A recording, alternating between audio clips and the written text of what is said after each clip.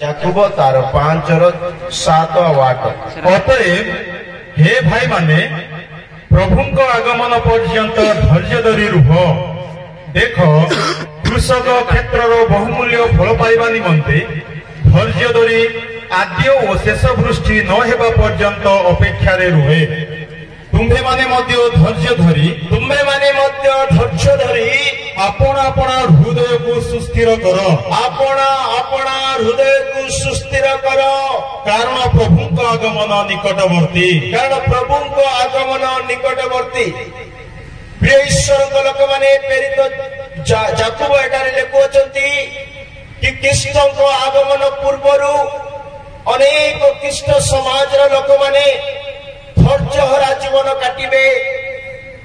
यीशु ठारू पृथक जीवन काटिबे। याकूब प्रत्येक परिस्थिति को जानी पारुथिले। प्रत्येक मानव समाज व क्रिस्टियन लोक मान को जानी पारुथिले कि प्रभु यीशु कृष्ण आसवा समय विलंब होगा पूर्वे अनेक लोग कृष्ण को मार्ग को परित्याग करदेवे। अनेक लोग कृष्ण मार्ग को कृष्ण को सत्यता को परित्याग करी निज निज स्वेच्छारे निज निज हृदय चालना रे चलिबे बोली याकूब जानी पारुथिले। सेतिबाई प्रभु को ठारू प्रत्यादेश पाइला परे लोक मान को उत्साह करबा निमंते लोक मान को सचेतन करबा निमंते लोक मान को प्रभु को ठारे एकुटिया एकाग्र करबा निमंते याकूब एटार लेखुअछंती कृष्ण को आगमन पर्यंत धैर्य धरी अपेक्षा करी रह। मो प्रिय ईश्वर लोक माने मु काली कहूली धैर्य धरिबा लोक को बाइबल धन्य कहे।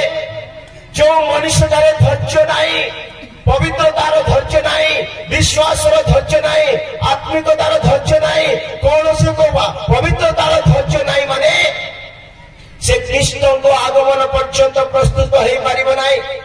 प्रत्येक व्यक्ति आम जाना दरकार जे आम यही जुगाबाड़ी रे रहिबा पाई नुह कि कौनसी दारिंगबाड़ी रे रहिबा पाई नुह कौनसी कंधमाल जिले में केवल रहिबा पाई नुह कि ओडिशा राज्य रे केवल रहिबा पाई नुह कि समग्र जगत रे रहिबा पाई आमे मन परिवर्तन करिना।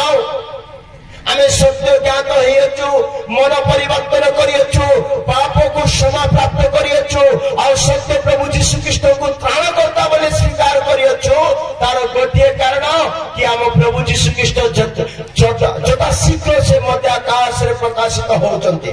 किंतु जो मान अंतर धैर्य नहीं से माने कौन कहउचंती जानिचंती। प्रथम पीतर द्वितीय पीतर 3:9 वाक्य लिखा अछि। द्वितीय पीतर 3:9